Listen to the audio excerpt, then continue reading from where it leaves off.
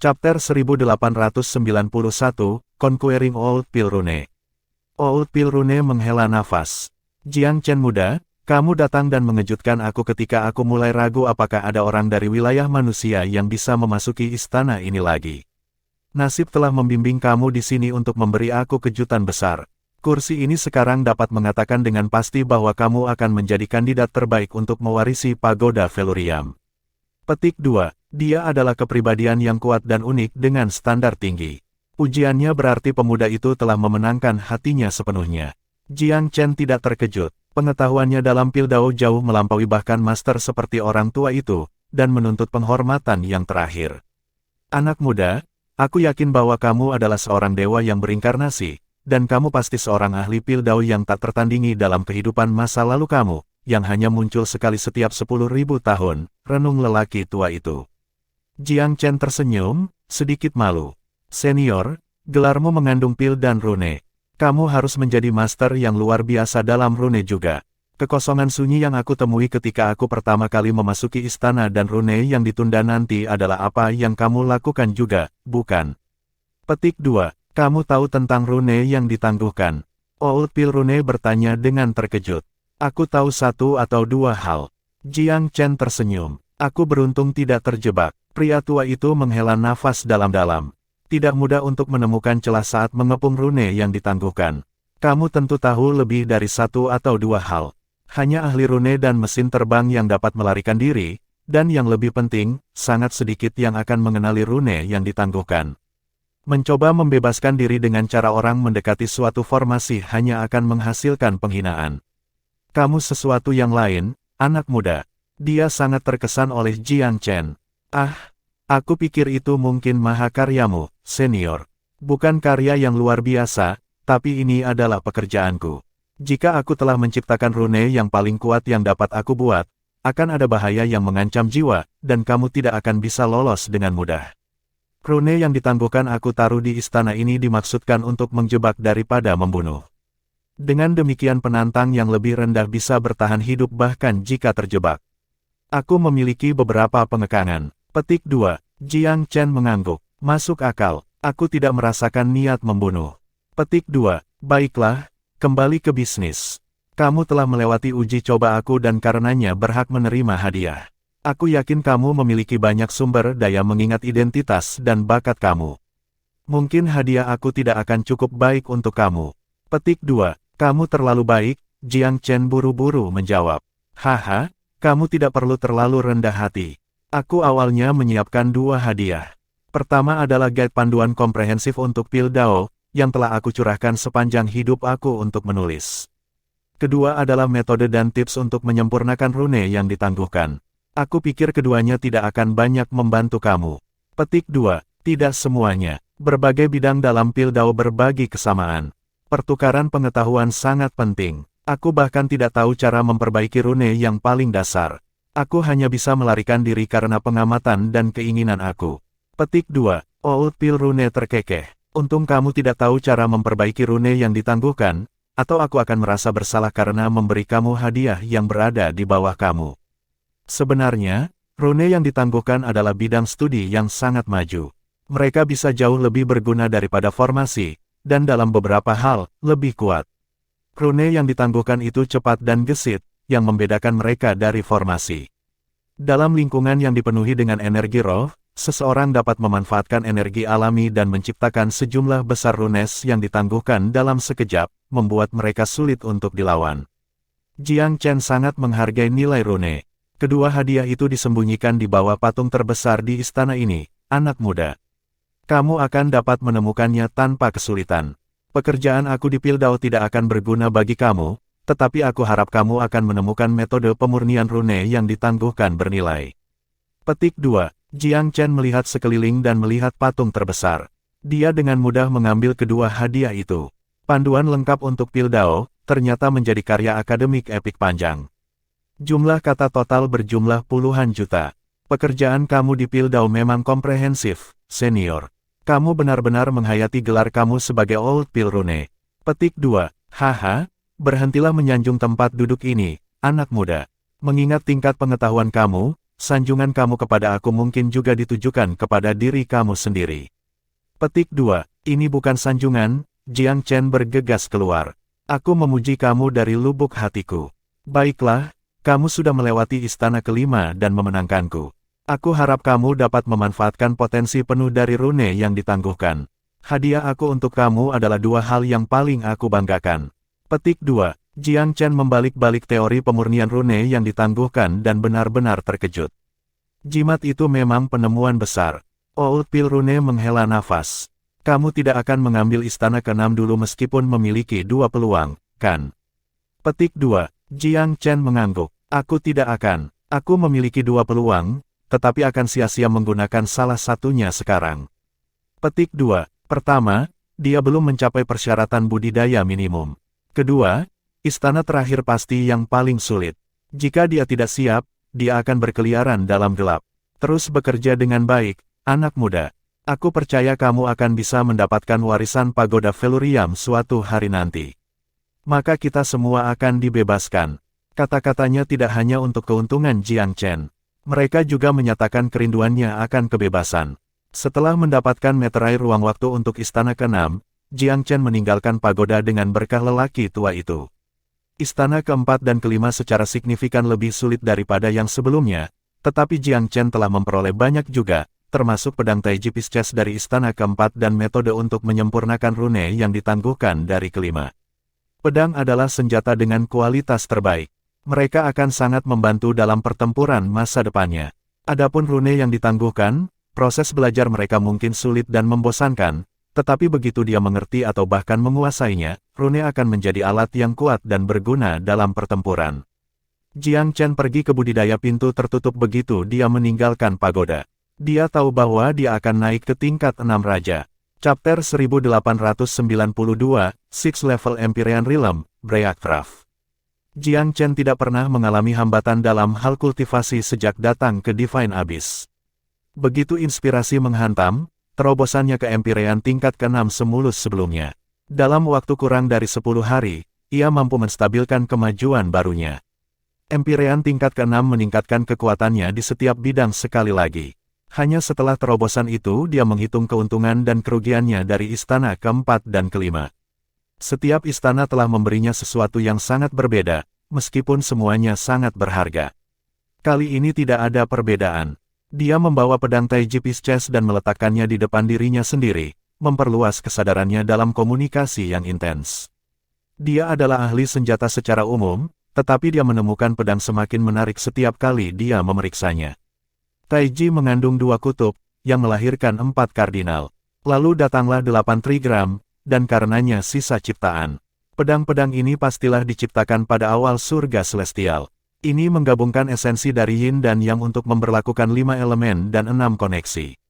Singkatnya, mereka sama sekali tidak biasa. Bahkan aku saat ini tidak dapat secara akurat memahami seberapa besar potensi yang mereka miliki. Petik 2. Jiang Chen sangat senang dengan pedang Taiji Pisces. Meskipun Medvian setia pada namanya, orang tua itu tidak sulit untuk dipahami setelah dunia batinnya dibiarkan kosong. Namun pria muda itu penasaran, mengapa ahli tua itu tidak menggunakan pedang itu sendiri? Mengapa mereka diberi hadiah kepadanya? Medvian adalah tipe orang yang jika dia tidak akan memberitahu Jiang Chen alasannya, dia tidak akan pernah melakukannya. Pedang Taiji Pisces memberanikan Jiang Chen dan meningkatkan kekuatannya. Satu-satunya hal yang tersisa adalah baginya untuk memilih teknik pedang yang cocok untuk dicocokkan. Dia tidak pernah kekurangan itu. Dia memang perlu memilih satu dengan sangat hati-hati kali ini. Teknik pedang yang cocok dengan pedang Taiji Pisces harus mewujudkan keseimbangan yin dan yang juga. Setiap teknik dengan tingkat kemahiran memiliki gayanya sendiri. Ada banyak kecenderungan, kekuatan, keganasan, dan pukulan lebar, atau tipu daya, kompleksitas, dan kecanggihan umum. Kecepatan juga populer. Jika seseorang bisa mengalahkan lawannya dengan sigap, itu sepele untuk memenangkan pertarungan apapun. Singkatnya, teknik pedang yang baik yang memiliki keseimbangan 2 gaya sulit ditemukan. Hanya master bela diri yang paling otoritatif yang dapat menghasilkan sesuatu yang sangat berbeda. Teknik yang berhasil di front ini akan menjadi klasik instan, menjulang di atas yang lainnya. Sangat mungkin teknik seperti itu tidak ada di Divine Abyss sama sekali. Satu atau dua pasti akan menjadi pengecualian yang brilian untuk aturan tersebut. Namun, Jiang Chen tahu beberapa dari kehidupan sebelumnya di pesawat surga. Begitu banyak orang jenius yang berkumpul di dunia yang lebih luas dari rumah sebelumnya. Apapun yang tiba adalah krim tanaman di pesawat asli mereka, 1 dalam jutaan atau lebih jarang. Intuisi dan tingkat bela diri mereka keterlaluan untuk dibayangkan. Para jenius ini biasanya memiliki kekuatan besar dimanapun mereka muncul. Itu berarti tidak akan ada banyak yang selamat, yang membuat teknik bela diri yang terkait menjadi langka juga. Jiang Chen mencari di benaknya dan menemukan beberapa teknik pedang yang tepat, akhirnya berakhir dengan satu saja. Nama teknik itu adalah pedang kejadian, dinamakan demikian karena ia berusaha mewujudkan konsepsi purba, ketika yin dan yang pertama kali berpisah. Setelah seorang pembudidaya bela diri melatihnya dengan sempurna, mereka akan memiliki keuntungan yang signifikan dalam pertempuran. Memotong lawan pada level mereka akan lebih mudah daripada bernapas. Pedang kejadian adalah teknik yang sangat tinggi dan elegan. Meskipun dirancang untuk membunuh, itu jauh lebih berkelas dan anggun daripada rekan-rekannya yang lebih brutal. Karena kesulitannya, Jiang Chen langsung kesulitan mempelajarinya sepenuhnya. Intuisi superiornya akan membantunya, tetapi tingkat kultivasi aktualnya saat ini adalah penghalang yang memprihatinkan. Hal pertama yang dia lakukan adalah memikirkan metode yang ada di pikirannya untuk menganalisis semua perubahan dan potensinya. Meskipun memiliki pemahaman yang mendalam, teknik ini pada awalnya menantang dia dengan misteri belaka. Dia harus melakukannya dengan lambat, selangkah demi selangkah. Tetap saja, dia bisa berlari bersama. Seperti yang diharapkan, pedang Pisces dan pedang kejadian sangat cocok. Waktu berlalu ketika dia asyik belajar. Setelah sebulan, dia akhirnya belajar langkah pembukaan Sword of Genesis. Pedang Taiji Pisces memperkuat kekuatannya ke tingkat yang luar biasa. Jiang Chen sangat dianjurkan. Serangan pembukaan ini disebut Yin Yang Twilight Slash. Itu tentu memiliki potensi untuk menghilangkan matahari. Petik 2. Dia sangat gembira. Dia tahu bahwa dia hanya memulai dengan teknik, tetapi dia memiliki perasaan yang kuat bahwa itu akan menguntungkannya dengan cara yang tidak diketahui dalam pertempuran di masa depan. Meskipun dia hanya belajar satu langkah, dia yakin dia bisa menebang seorang ahli empire yang canggih. Praktek pedang kejadian akan memakan waktu lebih lama dari beberapa hari. Alih-alih haus untuk selesai, Jiang Chen menyingkirkan pedang Taiji Pisces. Sebagai gantinya, dia mengeluarkan A Comprehensive Guide to Pil Dao dan membalik-baliknya. Dia tidak membutuhkan buku tebal tentang topik itu, sungguh. Meskipun buku itu ditulis pada tingkat tinggi, buku itu nyaris tidak membantunya dalam hal teori. Prinsip di balik rune yang ditangguhkan adalah masalah yang berbeda. Dia sangat tertarik pada mereka. Jika dia bisa memahami cara penciptaan mereka, dia akan memiliki kemampuan yang tidak dimiliki orang lain. Dalam perkelahian, ini akan memberinya elemen kejutan. Chapter 1893, Emerging from Closed Door Cultivation on Cemor. Rune yang ditangguhkan menarik banyak minat dan gairah Jiang Chen. Old Pilgrim telah mencatat banyak metode untuk mewujudkannya. Juga termasuk beberapa pendekatan khusus yang pantas untuk penelitian lebih lanjut.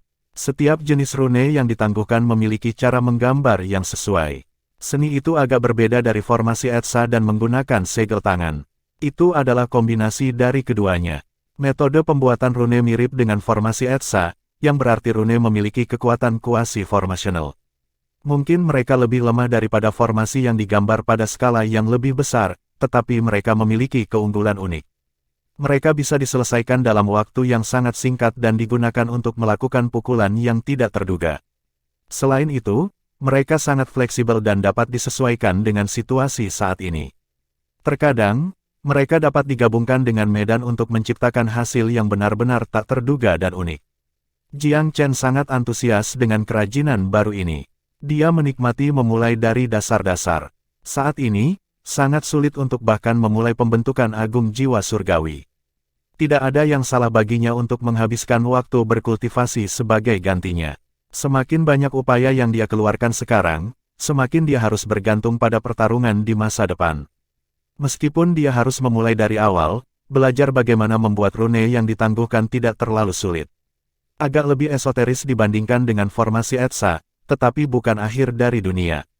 Tentu saja, justru karena kelangkaannya teknik ini belum mencapai penggunaan luas. Jiang Chen tinggal di balik pintu tertutup untuk waktu yang sangat lama. Dia enggan muncul hanya setelah setahun penuh. Pada waktu itu, ia telah menuai penghargaan yang sangat besar.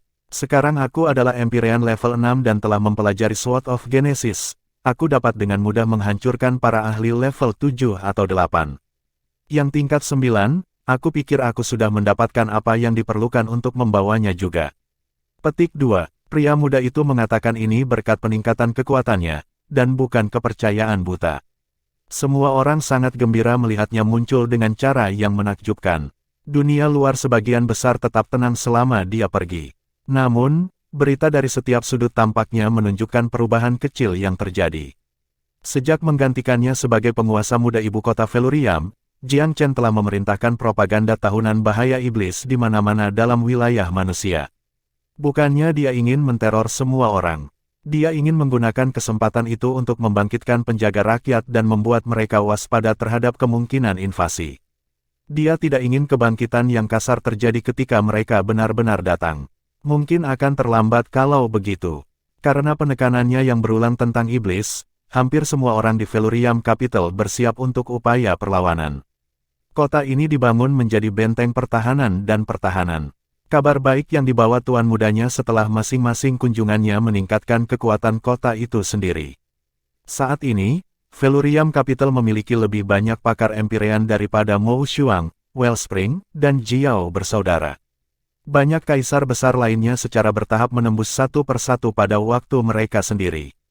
Secara proksi, Pil Scamander Tai memperoleh reputasi terkenal. Domain manusia sangat berbeda dari Myriad Abyss. Jika Pil dapat membuat gelombang di yang terakhir, itu jelas akan mengumpulkan lebih banyak reaksi di bekas. Kaisar besar yang tak terhitung jumlahnya di sini telah mengakhiri hidup mereka tanpa ada kesempatan bagi mereka untuk mendaki lebih tinggi. Munculnya Pil Scamander Tai langsung mengubah realitas sebelumnya. Sebuah era baru ada pada mereka, kaisar-kaisar besar akhirnya memiliki tujuan baru yang ingin dicapai. Sejalan dengan itu, kekuatan keseluruhan domain manusia naik lagi. Jiang Chen senang dengan apa yang terjadi. Sayangnya, pada akhirnya tidak banyak Pil Scamander Tai. Dia masih memiliki sejumlah buah Tai Dragon Scale, tetapi dia tidak memilih untuk memperbaikinya menjadi lebih banyak pil. Feluriam Capital hanya memiliki begitu banyak kaisar agung. Dia telah merencanakan distribusi kepada mereka sesuai. Sisa buah Tai Dragon Scale disimpan sebagai cadangan. Ada banyak kaisar besar lainnya di wilayah manusia, tetapi kebanyakan dari mereka adalah orang luar. Dengan demikian, Jiang Chen telah memutuskan untuk hanya memberikan 1 atau 2 pil ke faksi yang sebelumnya ramah kepada mereka untuk menyampaikan sikapnya. Adapun faksi yang lebih suam-suam kuku, dia tidak hanya akan memberikan pil secara gratis. Sekte Dewa Bulan, misalnya, akan diberikan hadiah karena Sukingsuan. Pengadilan Cicada Surgawi dan Sekte Yuskaiswat besar juga layak mendapatkan kompensasi atas dukungan lama mereka. Setiap pil yang tersisa akan dilelang. Jiang Chen memiliki hampir setiap jawaban yang diperlukan untuk mengaktifkan kembali formasi Agung Jiwa Surgawi. Dia kekurangan hanya untuk satu hal, batu roh. Aktivasi pembentukan skala ini akan menghabiskan sumber daya yang tak terhitung banyaknya. Jika salah satu dari 10 sekte besar kuno memikul beban sendirian, itu akan bangkrut sendiri. Dalam domain manusia hari ini, semua orang harus membayar semua yang mereka miliki. Bermimpi bahwa sumber daya akan dikumpulkan dengan cara lain tidak masuk akal.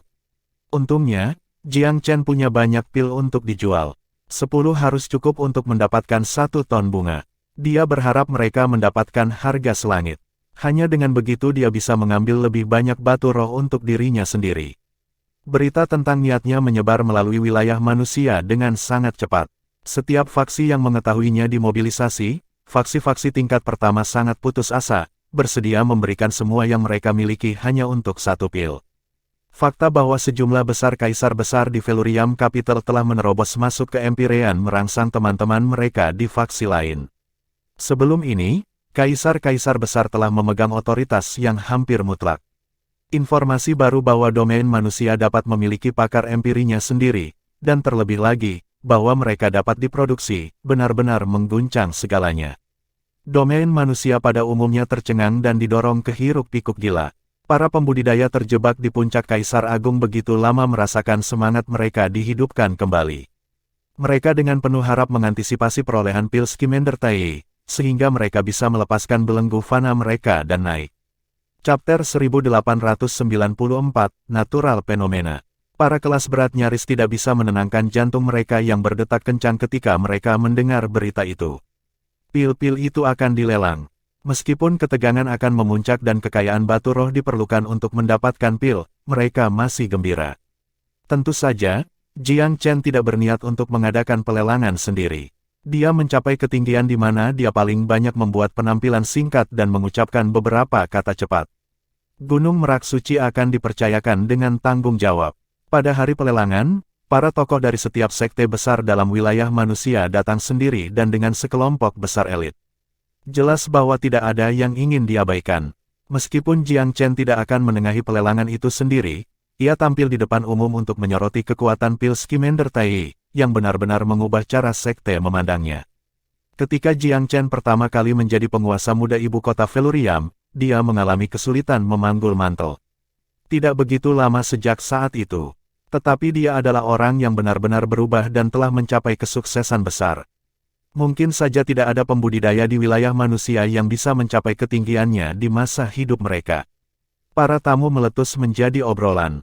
Tuan Muda Jiang Chen telah memenuhi harapan Kaisar Pifao. Kaisar bijaksana untuk memilihnya sebagai pewarisnya meskipun semua orang patuh.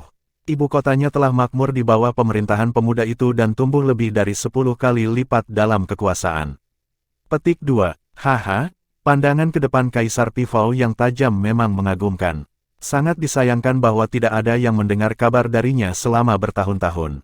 Petik 2. Mungkin dia sudah meninggal. Itu belum tentu buruk. Jika dia hidup dan kembali, apakah dia akan bertanggung jawab atau Tuan Muda? Ibu kotanya akan lebih buruk dengan kedua kemungkinan itu. Petik 2. Betul. Jika Kaisar Pifao kembali, dia harus memainkan peran membantu Tuan Muda Jiang Chen. Petik 2. Itu belum tentu benar. Jika Kaisar Pifao masih hidup, dia akan membuat kemajuan besar dalam kultivasinya juga. Mungkin pewarisnya yang dulu akan menjadi musuhnya. Petik 2. Itu tidak akan terjadi. Kamu meremehkan Kaisar. Dia selalu menjadi orang yang paling berpandangan jauh ke depan dalam wilayah manusia. Dia pasti sudah meramalkan situasi hari ini. Kaisar lama akan ingin menyerahkan obor kepada Jiang Chen dengan benar. Dia juga akan mendukung penguasa baru dari bayang-bayang. Keluar dengan yang lama, dengan yang baru. Selain Kaisar Pifao, bahkan tidak ada ahli ibu kota sebelumnya yang bisa menyaingi Jiang Chen. Petik 2. Betul, Tuan Muda Jiang Chen adalah yang terpilih. Beberapa mengatakan bahwa Kaisar Pifao masih hidup. Ada pembicaraan tentang dia yang terlihat di dekat ibu kota. Namun, belum ada rumor yang terbukti benar. Petik 2. Sulit untuk mengetahui apa yang sebenarnya. Mungkin dia masih hidup. Aku pernah mendengar bahwa dia tidak ingin kembali ke ibu kota dan berisiko mengganggu status quo. Dia secara sukarela menyerahkan kekuasaannya kepada Jiang Chen untuk mengamankan otoritas Tuan Muda.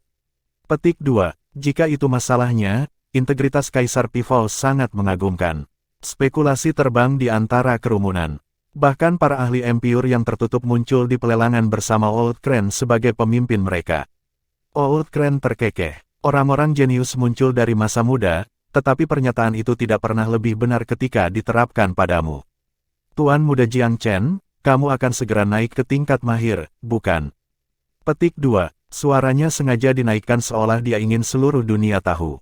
Bahkan mereka yang bepergian jauh ke pelelangan hampir tidak bisa memulihkan rahang mereka. Maju langit, apakah lelaki tua itu nyata? Bukankah Jiang Chen menjadi kaisar yang hebat? Hanya beberapa tahun telah berlalu sejak kepergiannya, dan dia sudah naik ke Empyrean dan mencapai Empyrean menengah. Sekarang dia akan menerobos ke tahap berikutnya. Ini bertentangan dengan semua dugaan mereka sebelumnya tentang Dao bela diri. Binatang buas apakah yang telah ia kembangkan dengan kecepatan yang konyol? Sebuah bom telah dilemparkan ke kerumunan. Penampilan Jiang Chen semakin meningkatkan minat dalam pelelangan. Figurehead dari sekte yang berbeda bertekad untuk mendapatkan pil Scamander Tai. Udara penuh dengan ketegangan. Harga 10 pil terus naik sampai setiap satu dari mereka dilelang dengan harga yang konyol. Ruangan itu dipenuhi energi. Meskipun batu roh yang diperoleh dalam pelelangan tidak seberapa dibandingkan dengan jumlah yang diperlukan untuk mengaktifkan formasi besar pengurungan jiwa surgawi, tidak ada salahnya untuk mengadakan lebih banyak lelang serupa. Itu memberi Jiang Chen ide baru. Mungkin dia bisa melakukan perjalanan ke Myriad Abyss dan mendapatkan batu dengan cara yang sama. Mengingat kekayaan mereka yang jauh lebih unggul, Myriad Abyss mungkin akan mengejutkannya.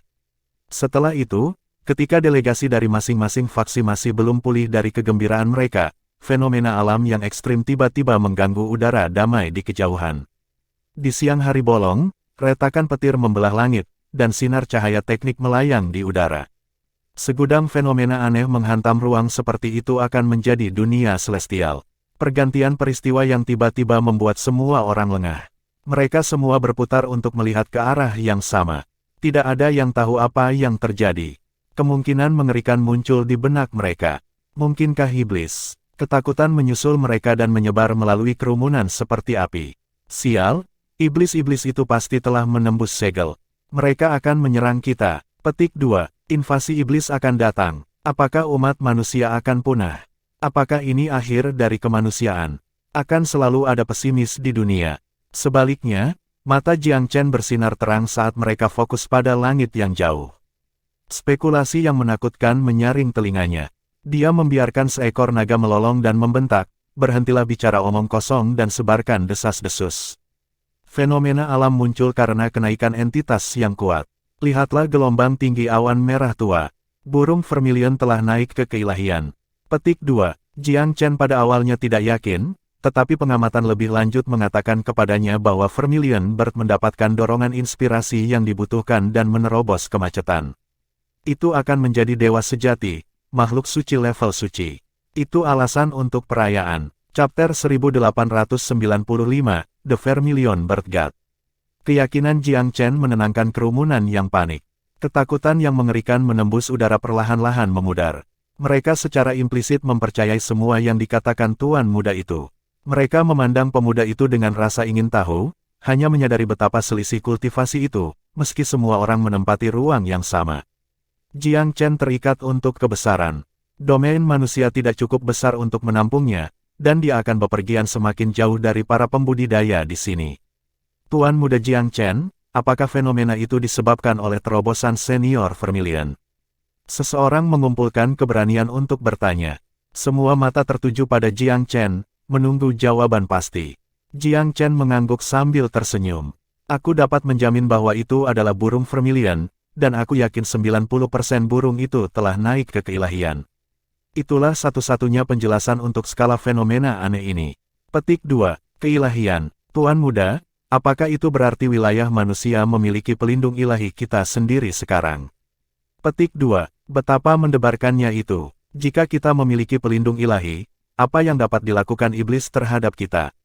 Petik 2. Masih ada harapan untuk balapan kita. Surga tidak ingin kita dihancurkan. Petik 2. Jangan bersemangat dulu. Burung Vermilion bukan manusia. Hanya satu dari jenis kita yang bisa benar-benar loyal kepada kita. Petik 2. Omong kosong, kamu hanya mencoba untuk mengaduk semuanya. Semua orang tahu bahwa Vermilion Bird adalah sahabat muda Tuan Jiang Chen. Petik 2. Kanan. Ketidaktahuanmu tidak lucu. Burung Vermilion adalah jenis binatang ilahi kuno yang berbakti dan setia. Di zaman kuno, itu membuat sumpah untuk sekte Primosang dan menjaga reruntuhan sekte dengan kegigihan yang mengagumkan. Umat manusia beruntung memiliki makhluk yang bermoral dan setia seperti itu di pihak kita. Petik 2. Selama bertahun-tahun, berita bahwa Tuan Muda Jiang Chen memiliki pendamping Vermilion Bird yang kuat telah menyebar melalui wilayah manusia. Kenaikan burung itu benar-benar layak dirayakan. Umat manusia yang memiliki pelindung ilahi berarti bahwa roh-roh jahat tidak akan menjadi ancaman. Jiang Chen menghela nafas. Ini bukan permainan. Tidak ada Tuhan yang bisa menyelamatkan satu ras atau bahkan pesawat dari bahaya sendirian.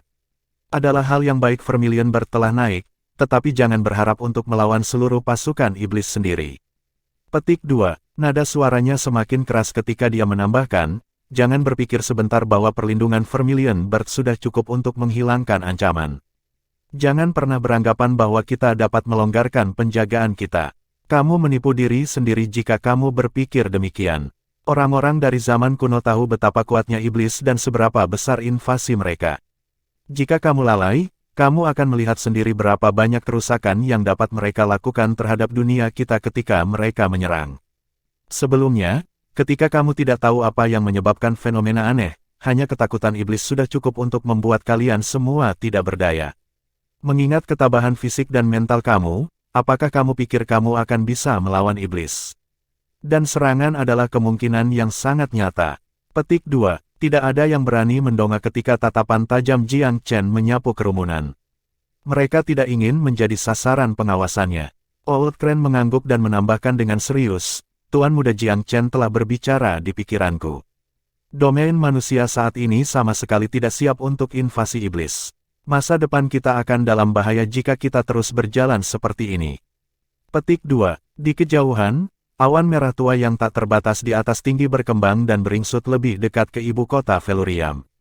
Jiang Chen tertawa. Vermilion senior akan kembali. Dia melonjak ke langit dan menuju ke awan yang berwarna.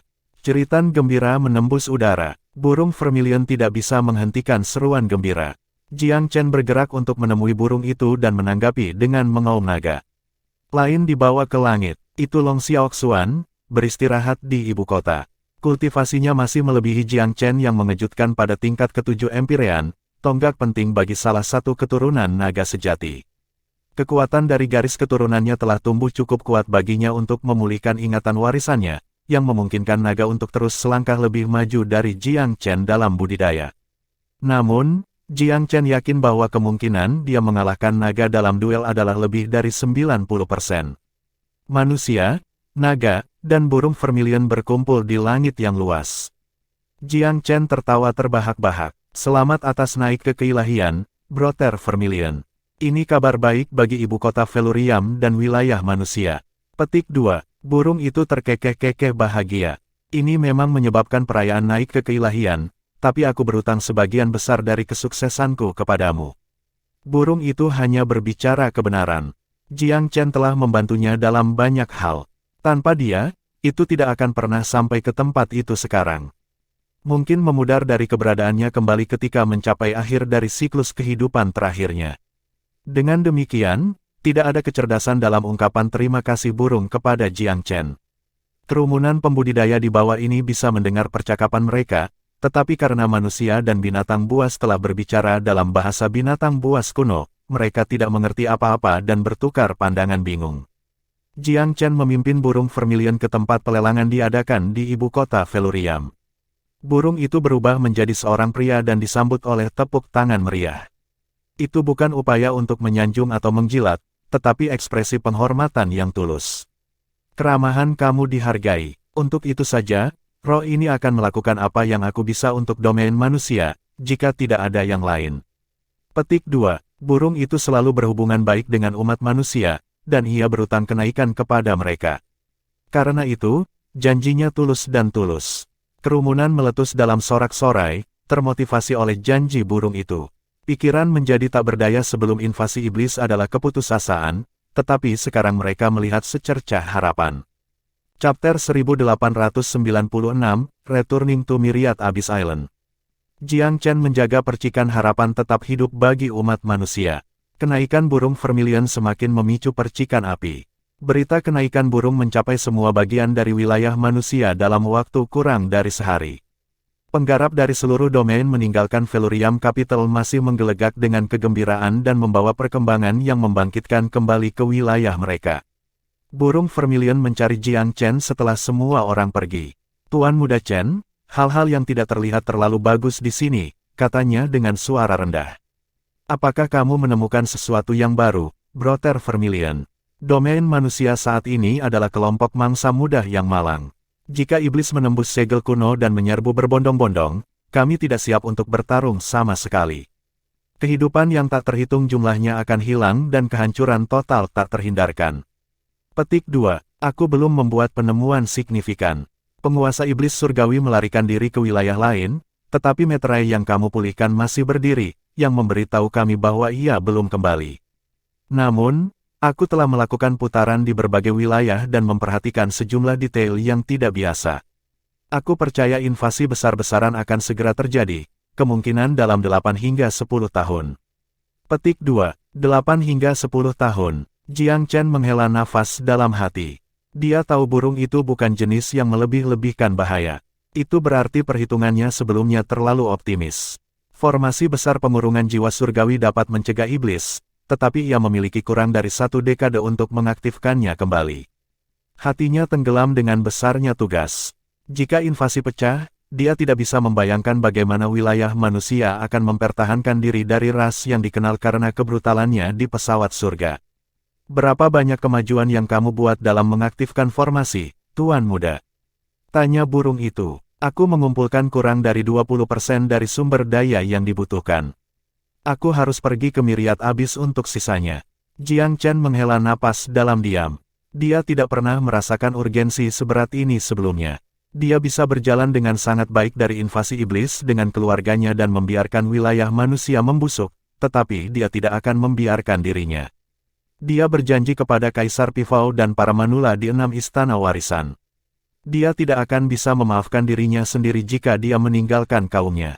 Hati nuraninya akan selamanya tersiksa. Dia harus kembali ke Pulau Myriad Abyss. Formasi hebat harus diaktifkan kembali sebelum invasi. Itulah satu-satunya cara untuk mengubah nasib umat manusia, atau domain akan jatuh pada gelombang pertama serangan iblis. Formasi yang hebat dapat mencegah iblis keluar dan membuat mereka maju ke arah yang berbeda. Bahkan jika mereka akhirnya menyapu seluruh benua Divine Abyss dan kembali ke wilayah manusia, itu akan menjadi waktu yang sangat lama sebelum mereka kembali, dan umat manusia akan memiliki ruang bernapas. Mendengar bahwa Jiang Chen akan pergi ke Myriad Abyss lagi, keluarganya sedih, tetapi tidak mencoba meyakinkannya sebaliknya. Namun kali ini, Huang tidak akan ketinggalan. Aku ikut denganmu, Brother Chen. Jiang Chen tersenyum sedikit dan tidak menolaknya. Huang pernah naik ke kerajaan Empirean.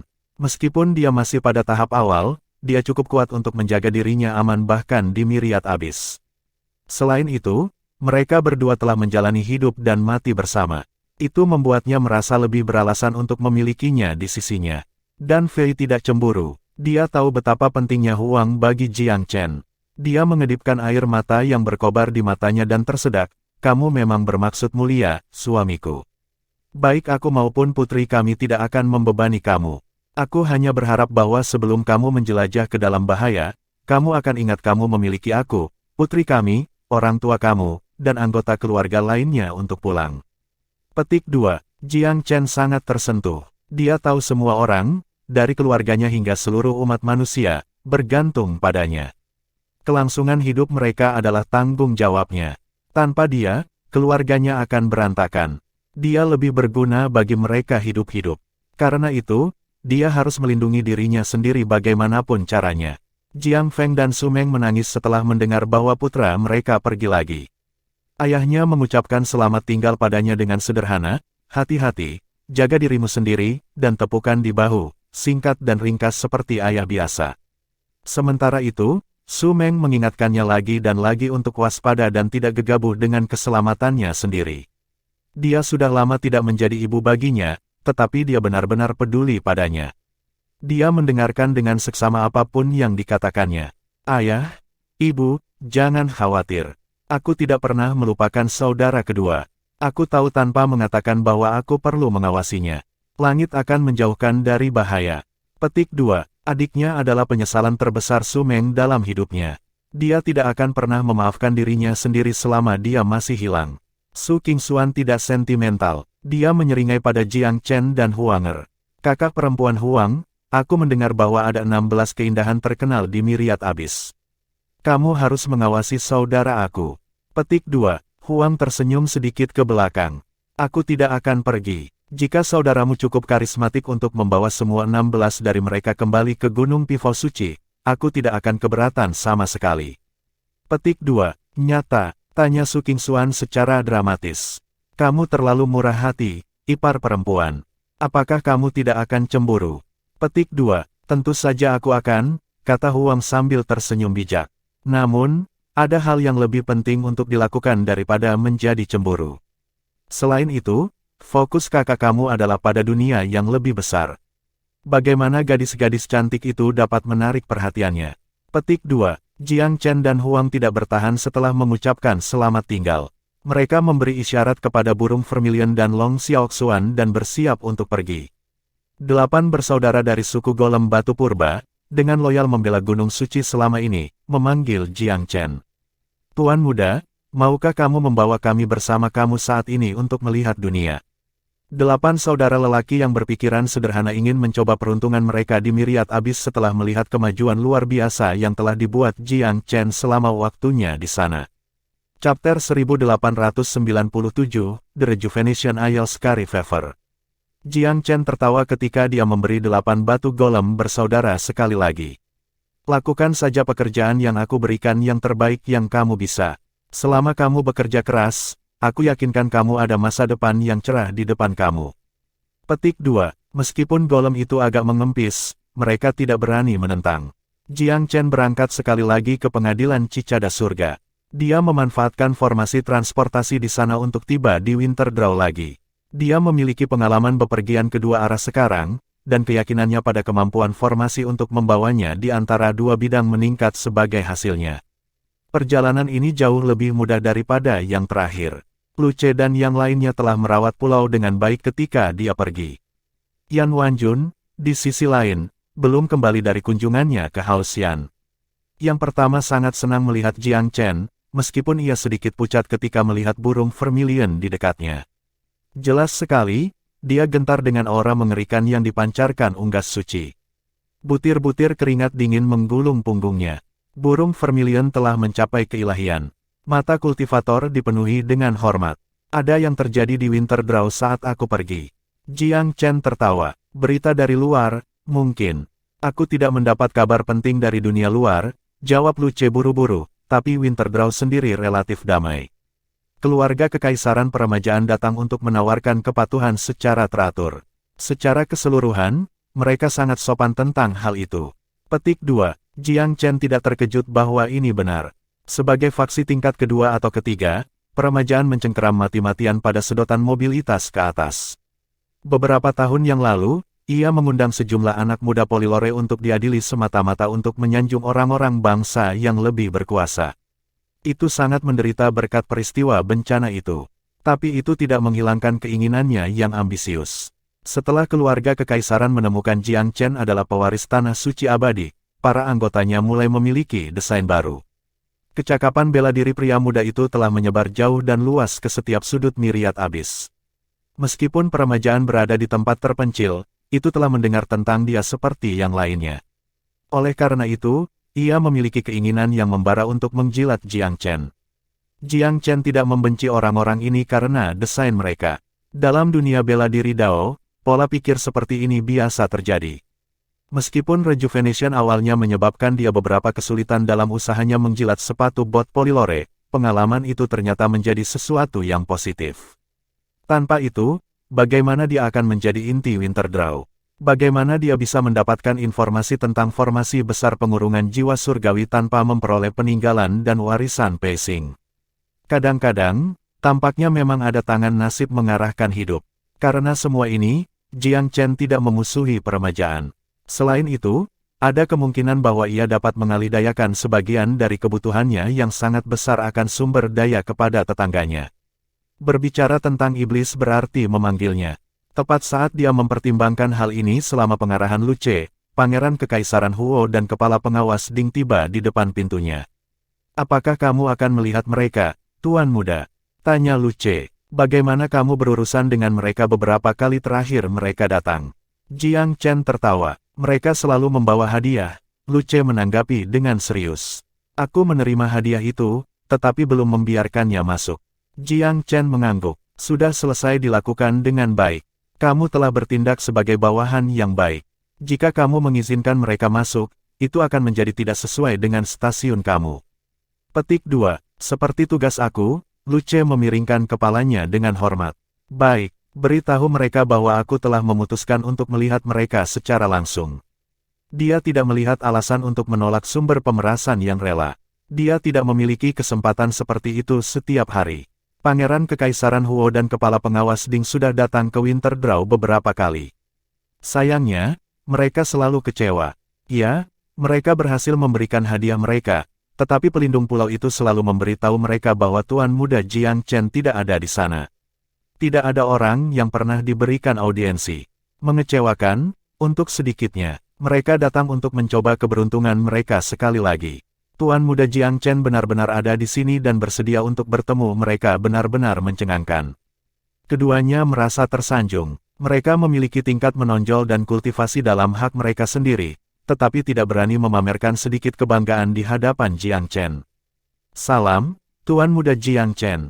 Memang, mereka adalah gambaran sempurna dari kerendahan hati yang hormat di hadapannya. Mereka mengangkat kepala hanya setelah membungkuk, merenungkan kejeniusan legendaris yang berdiri di depan mereka. Nasib tanah suci yang abadi dan bela diri telah diubah karena dia. Itu saja sudah cukup untuk menyebarkan ketenarannya jauh dan luas di Pulau Myriad Abyss.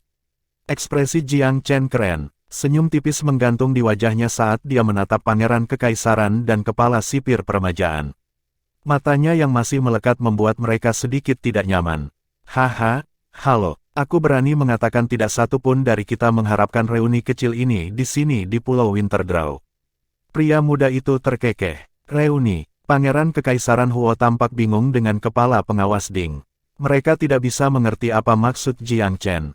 Jiang Chen tersenyum licik. Dia mengetuk jari telunjuk dan tengahnya ke meja, melanjutkan dengan suara yang rata. Aku dulu adalah salah satu pembudidaya percobaan di Winterdraw, mangsa bagi para jenius Polylore.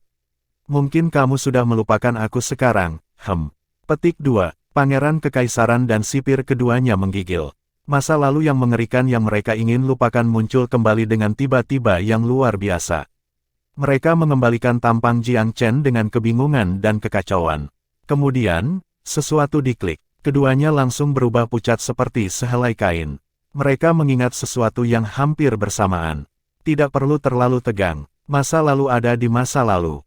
Selain itu, aku menemukan pengalaman belajar yang masuk akal tentang kerasnya hal-hal di sini. Jenis percobaan yang langka dan agak berbeda untuk karir bela diri aku. Jiang Chen benar-benar tidak menyimpan dendam lagi. Kepala pengawas Ding menarik napas tajam. Tuan Muda, ia bertanya dengan suara rendah. Apakah kamu, orang yang memberi banyak masalah pada rumah Polylore? Jiang Huang. Petik 2. Jiang Huang, Jiang Chen. Kedua pria dari peremajaan akhirnya mengerti. Chapter 1898, Visiting Intentions. Jika Jiang Chen hanya seorang kultivator biasa, Pangeran Kekaisaran Huo dan Kepala Pengawas Ding akan membalik meja di tempat setelah mempelajari kebenaran. Sayangnya, pria muda di hadapan mereka adalah penguasa muda Tanah Suci Abadi dan memiliki sejarah yang terkenal dan hampir menyimpang dalam pertempuran. Mereka hanya bisa merasakan keheranan dan ketidakberdayaan yang dalam. Tidak ada ruang di hati mereka untuk memikirkan balas dendam. Suatu hari, mereka telah mengertakkan gigi atas nama Jiang Huang. Sekali waktu, mereka telah meningkatkan karunia melawannya lagi dan lagi dalam upaya untuk menangkap dan mengeksekusi dia di depan umum. Namun, ketika pria yang mereka benci selama bertahun-tahun muncul di depan mereka tiba-tiba, mereka putus asa untuk menemukan bahwa mereka bahkan tidak lagi memiliki keberanian untuk terus membencinya. Suasana membeku selama beberapa saat dalam keheningan yang canggung. Jiang Chen memecahkan keheningan itu dengan tersenyum. Tuan-tuan, jika kamu tertarik untuk membalas dendam atas segala pelanggaran yang dirasakan, aku bermain kapan saja. Ah, tidak sama sekali, Pangeran Kekaisaran Huo menggelengkan kepalanya dengan cepat. Aku pikir kita sebagian salah saat itu juga. Kami tidak tahu bahwa kamu ada di tempat itu, Tuan Muda Jiang Chen, dan menderita karena tidak memperhitungkan kemampuan luar biasa kamu. Petik 2. Pangeran Kekaisaran jelas telah meninggalkan semua ide untuk membalas dendam. Kepala sipir Ding juga tertawa lemah.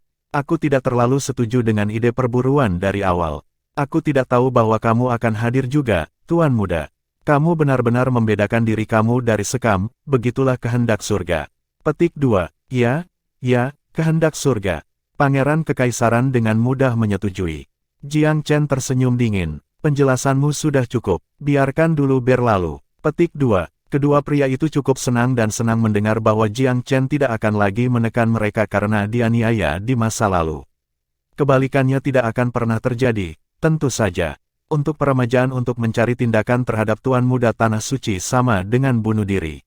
Bahkan Vermilion Bird milik Jiang Chen bisa menghancurkan kepulauan peremajaan, apalagi Tanah Suci Abadi. Selain itu, banyak faksi tingkat pertama tidak berani menarik kemarahannya karena posisinya saat ini, apalagi faksi tingkat kedua atau ketiga seperti peremajaan. Setelah memiliki otoritas yang signifikan dalam kedua kehidupan, Jiang Chen terbiasa mengambil tindakan hati-hati terhadap situasi. Aku dengar kalian sering datang ke Winter Draw akhir-akhir ini. Apakah kamu masih belum kehilangan tempat ini? Apakah kamu berusaha ikut campur dalam urusan aku?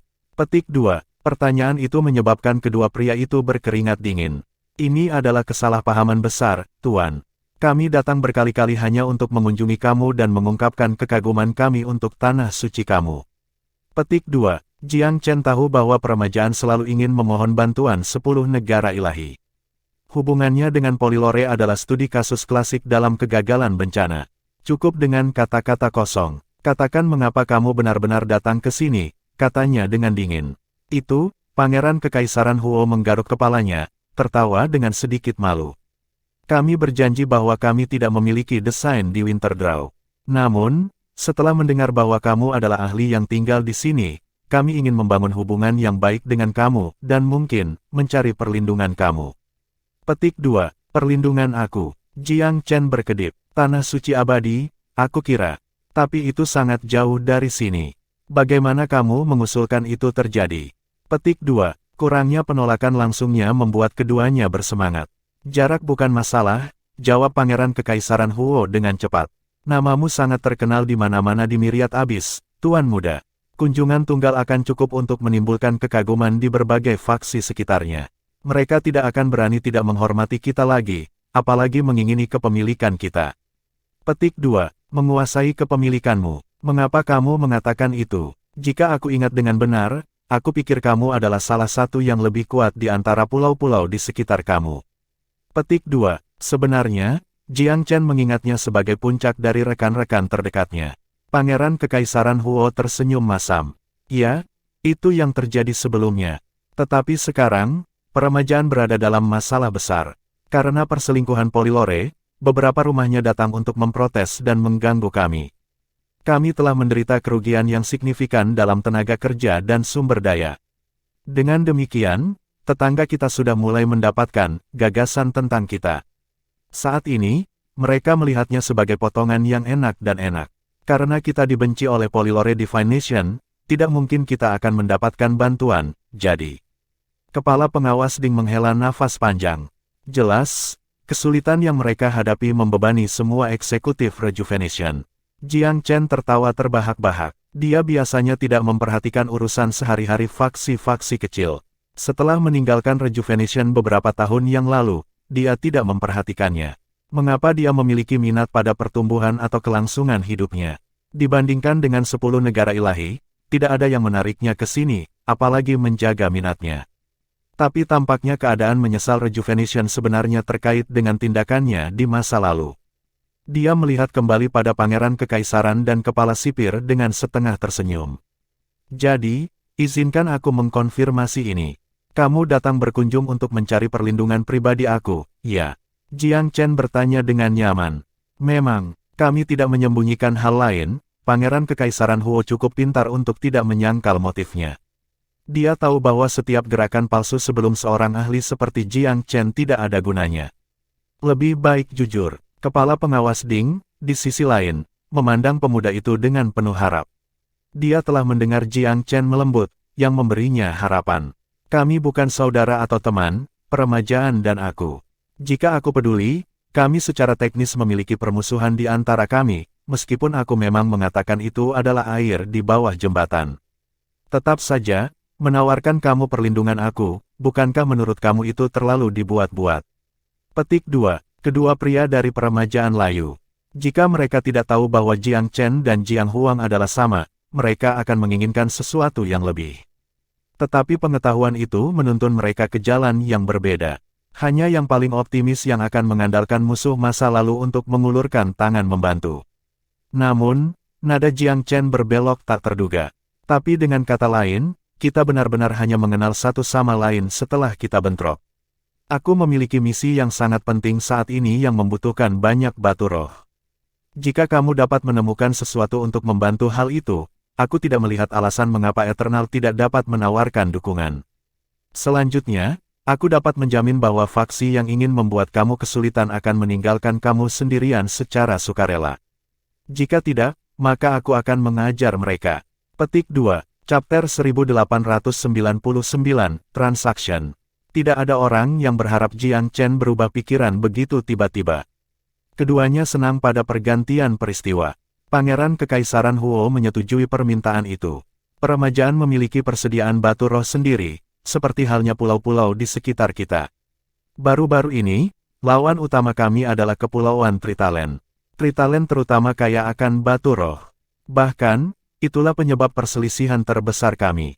Kepulauan di antara kita menghasilkan mereka dengan berlimpah, dan kita berdua menggembar-gemborkan diri kita untuk menjadi pemilik yang sah. Seperti yang kamu duga, situasinya agak runcing. Petik 2, Kepulauan Tritalen. Jiang Chen hanya memiliki kesan samar-samar tentang nama itu. Miriat abis terlalu besar baginya untuk melakukan lebih baik dari itu. Bagaimana dia bisa tahu semua faksi yang lebih kecil di hati? Selain itu, banyak batu roh adalah berita baik. Tuan Muda, peremajaan telah memiliki pulau-pulau itu selama beberapa abad sekarang. Hanya baru-baru ini, ya, dengan perselingkuhan yang menempatkan kita dalam krisis, kamu tahu bahwa Tritalen telah berani tampil untuk merampas kepemilikan kita yang sah. Jika itu hanya mereka, kami tidak akan khawatir. Sayang, Tritalen telah mengumpulkan sejumlah faksi lain dan menghasut mereka untuk bertindak melawan kita. Pangeran Kekaisaran Huo sangat marah terhadap hal ini. Dia merasa bahwa peremajaan dimanfaatkan oleh entitas yang lebih rendah. Sayangnya, apa yang bisa mereka lakukan terhadap Pulau Tritalen yang menekan? Mereka hanya bisa membuat konsesi demi konsesi, tetapi hampir tidak ada yang tersisa untuk diserahkan. Jika mereka mundur lagi, mereka benar-benar akan kehilangan kendali atas wilayah itu. Pada saat itulah mereka mendengar tentang pendudukan peremajaan oleh orang lain, karenanya kemarahan Pangeran Kekaisaran Huo ketika dia datang untuk mencari tahu apa yang sedang terjadi. Fakta bahwa Tuan Muda Eternal, Jiang Chen adalah orang yang telah tinggal di sini telah menggandakan masalah mereka. Namun, beberapa individu yang lebih pintar dalam Rejuvenation segera mengusulkan untuk memberikan apa yang tidak dapat dipulihkan. Dengan demikian mereka dapat berkenalan dengannya dan juga dengan tanah suci abadi. Apakah menemukan pelindung tidak lebih dari sekadar pengembalian untuk Pulau Winterdraw?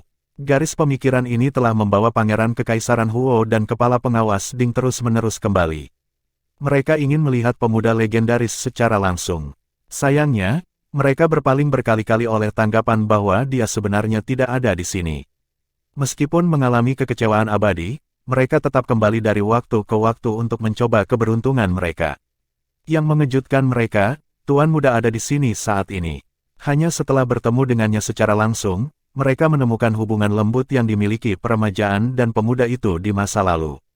Jiang Chen sebagian besar mengerti untuk apa kedua pria itu berada di sini. Ekspresinya tetap tenang, dia menyapu matanya dengan santai ke wajah pangeran dan kepala sipir. Cangkir tehnya berderak di atas meja. Dengan itu, bantuan apa yang kamu inginkan dari aku? Petik 2. Apakah kamu benar-benar baik membantu, Tuan Muda Jiang Chen? Pangeran Kekaisaran Huo sangat gembira. Tolong? Ya, tapi tidak karena kebaikan. Perselisihan terkait wilayah dan sumber daya di antara faksi-faksi itu sangat biasa, dan tanah suci abadi tidak mungkin bisa ikut campur dalam setiap kasus. Selain itu, tidak ada yang ilegal tentang apa yang mereka lakukan. Petik 2. Jiang Chen berbicara kebenaran. Tanah suci tidak bisa ikut campur dalam urusan semut. Melakukan hal itu akan tidak sopan. Jika dia ingin dimobilisasi sendiri, dia akan membutuhkan pembayaran yang cukup. Pangeran Kekaisaran Huo tahu betul nilai hubungan. Dia tidak akan mencoba membangun satu dengan Polylore saat kembali, sebaliknya. Dia langsung melanjutkan, jika peremajaan dapat menerima perlindungan Tuan Muda Jiang Chen, kami akan memberikan setengah dari keuntungan pulau-pulau itu selamanya untuk kamu dan tanah suci abadi. Sebagai tanda kekaguman dan penghargaan kami, kamu mengerti. Petik 2. Pangeran Kekaisaran rela berusaha keras untuk menenangkan pendukung yang kuat. Kamu bilang pulau-pulau itu kaya batu roh. Sejauh mana? Jiang Chen bertanya dengan dingin. Aku belum memiliki perkiraan akurat berapa tepatnya ada. Pulau-pulau itu sulit untuk dikembangkan, dan ada banyak yang belum digali. Akan sangat memalukan jika Tritalen memegangnya. Mereka hanya sekelompok orang barbar. Apa yang mereka ketahui tentang penggalian dan penambangan? Vena batu roh akan sia-sia. Pangeran Kekaisaran Huo tampak agak sedih saat mengatakan ini. Jiang Chen tersenyum dingin. Dia tidak akan mempercayai sepenuhnya semua yang keluar dari mulut orang-orang ini. Namun, dia mengerti apa yang dimaksud Pangeran Kekaisaran. Selama dia menawarkan peremajaan perlindungannya, dia akan memiliki 50% klaim atas batu roh kepulauan itu. Kesepakatan ini sepenuhnya tanpa biaya baginya. Dia tidak peduli tentang apa yang disebut Pulau Trital sedikitpun. Jika mereka lebih lemah dari peremajaan sekali waktu, apa yang bisa mereka dapatkan? Siapa yang mengendalikan rantai pulau sekarang? Tanya Jiang Chen. Sampai sekarang, kami lakukan. Namun, Tritalen telah menyatakan perang terhadap kita untuk merebutnya dari tangan kita. Petik 2. Apakah pulau-pulau selalu milik peremajaan? Jiang Chen menyelidiki dengan rasa ingin tahu. Pangeran Kekaisaran Huo menggelengkan kepalanya. Di Myriad Abyss, banyak hal berpindah tangan dengan sangat cepat. Pulau-pulau itu bukan milik kita sekali waktu, tetapi itu tidak masalah sekarang. Yang penting adalah kita pemilik saat ini. Petik 2. Haha, kurasa itu sebabnya Tritalen berpikir itu berhak untuk memperjuangkanmu. Bagaimana kamu berencana untuk memutuskan konflik kecil ini? Tanya Jiang Chen. Duel yang sopan akan berarti 3 atau 5 putaran dengan para ahli kita masing-masing di atas ring. Pertarungan yang Raven mungkin akan berarti perkelahian yang kacau sampai pemenangnya diputuskan. Petik 2. Yang mana yang kamu sukai? Jiang Chen tersenyum. Pangeran Kekaisaran menggelengkan kepalanya. Keluarga Kekaisaran terpecah tentang hal itu. Kalau begitu mengapa berkelahi? Aku akan merapikan segalanya untuk kamu. Jiang Chen bertepuk tangan. Katakan pada Tritalen bahwa pulau-pulau itu milikku sekarang. Hah, Pangeran Kekaisaran Huo heran. Jangan khawatir, aku tidak ada gunanya untuk pulau-pulau. Setengah dari Vena batu roh akan menjadi milikku. Bagaimana dengan itu? Pria muda itu menatap tajam ke arah Pangeran Kekaisaran. Pangeran Kekaisaran Huo bertukar pandang dengan kepala sipir, terengah-engah. Setelah beberapa saat, tatapan tegas memasuki matanya. Sudah diputuskan kalau begitu. Dia mengangguk. Chapter 1900, To Speak is to Spring into Action. Kepulauan peremajaan jelas pada akhirnya. Biasanya, 50% dari apapun adalah istilah memalukan yang tidak dapat diterima. Bahkan untuk pewaris tanah suci, 30% lebih dari cukup. Peremajaan telah didukung ke sudut dan sedang mencari solusi yang bisa dilakukan. Jika tidak, itu hanya bisa menunggu Tritalen untuk mengumpulkan pasukannya dan merampok mereka dari pulau-pulau dalam perselisihan. Bahkan mungkin saja rejuvenation akan menurun secara tak tergantikan. Darah di dalam air cenderung menarik ikan hiu. Meskipun peremajaan cukup kaya sekarang, tidak butuh waktu lama untuk dihancurkan oleh predator fanatik yang mencari sepotong kue. Jiang Chen adalah individu yang berprinsip. 50% adalah syarat yang sangat murah hati, dan dia tidak melihat alasan untuk mengambil keuntungan lebih lanjut dari duo bermasalah di depannya. Dia memberi mereka pandangan meyakinkan. Aku tidak akan tinggal lebih lama di Winterdraw, jadi mari kita buat ini cepat. Haruskah kita berangkat sekarang? Petik 2. Pangeran Kekaisaran Huo sangat gembira. Dia tidak berharap Jiang Chen begitu cepat dan tegas. Jika kita keluar dari ini dengan aman, peremajaan tidak akan pernah melupakan bantuanmu, Tuan Muda Jiang Chen. Jika kamu membutuhkan sesuatu dari kami di masa depan, semoga kata-kata kamu menjadi perintah kami. Petik 2. Ayo pergi. Jiang Chen tidak punya waktu untuk mendengarkan pujian.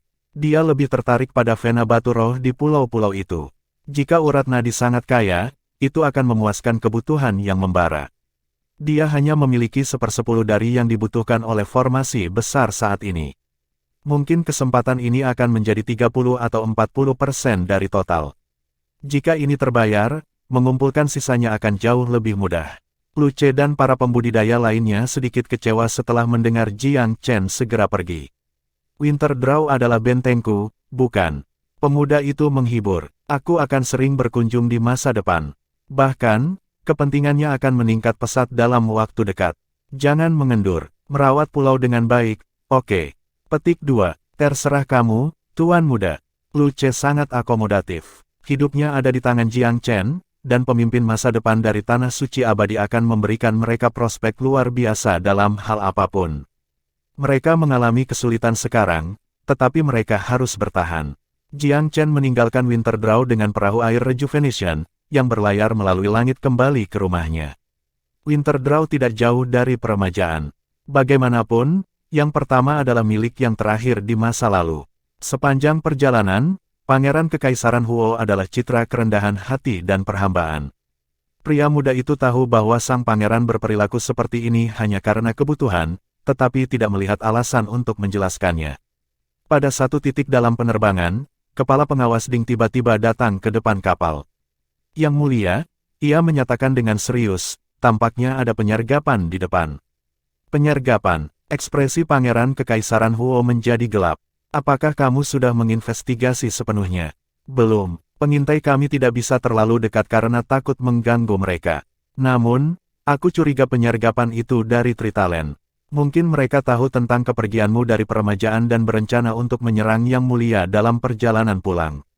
Petik 2. Pangeran Kekaisaran Huo adalah salah satu anggota paling penting dari royalti dalam peremajaan, seorang pria kedua setelah kaisar sendiri.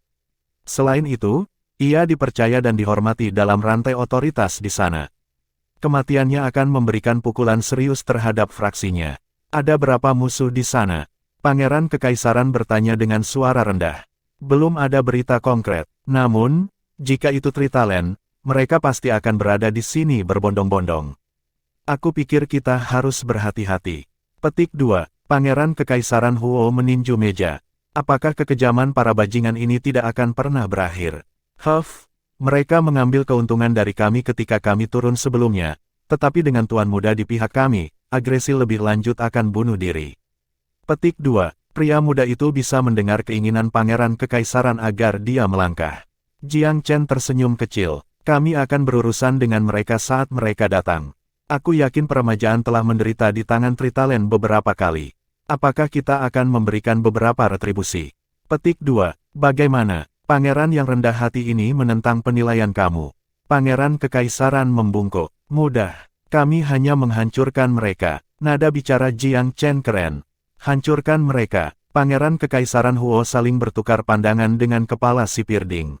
Jika Tuan Muda Jiang Chen akan turun ke lapangan sendiri, akan seperti apa Tritalen? Para pemberontak dari kedua negara Divine Abadi dan Bela Diri telah terdiri dari faksi tingkat pertama, namun mereka menderita kerugian besar di tangan pemuda itu. Tritalen telah kalah dengan peremajaan sampai saat ini. Yang pertama hanya mengambil keuntungan dari kelemahan yang terakhir mengingat peristiwa malang untuk menimbulkan badai. Selain itu, Tritalen hanya berarti apa-apa karena aliansi dengan tetangga yang bahkan lebih lemah. Pukulan yang kuat akan benar-benar menghancurkan semangat koalisi yang tidak stabil ini. Buka perahu itu. Aku akan keluar untuk melihatnya, Jiang Chen melambai. Dia memimpin muatan keluar dari kapal, lalu melompat ke atapnya. Burung Vermilion dan Long Xiaoxuan mengapitnya. Burung dan naga suci di sisi pemuda memancarkan aura yang menakjubkan yang memukau penonton mereka. Pangeran Kekaisaran dan Kepala Penjara menemukan pemandangan yang luar biasa agak tidak realistis. Jiang Chen menggunakan mata Tuhannya untuk menutupi seluruh bentangan di depannya. Tatapannya menembus kabut ke lembah di depan. Hutan rimbun menutupi kedua sisi lembah ini, memancarkan aura kuno. Tiba-tiba, kesadarannya mendeteksi sesuatu di sekitar lembah itu sendiri. Senyum tipis muncul di bibirnya. Ada sesuatu yang aneh di wilayah udara tepat di atasnya. Arus udara mengalir dengan irisan niat membunuh yang jelas. Itu jebakan, formasi dimensi yang akan memicu begitu airboat masuk. Berhenti, Jiang Chen melambai sekali lagi. Dengan kecepatan yang mereka tuju, mereka akan segera tersandung. Perahu itu melambat begitu pesanan diberikan. Itu berhenti tepat sebelum ruang yang mencurigakan. Pangeran Kekaisaran Huo dan Kepala Sipir Ding tidak akan membiarkan Jiang Chen menjadi satu-satunya orang di barisan depan. Mereka maju terus dengan pasukan mereka sendiri, menunjukkan kekuatan dan kesetiaan mereka.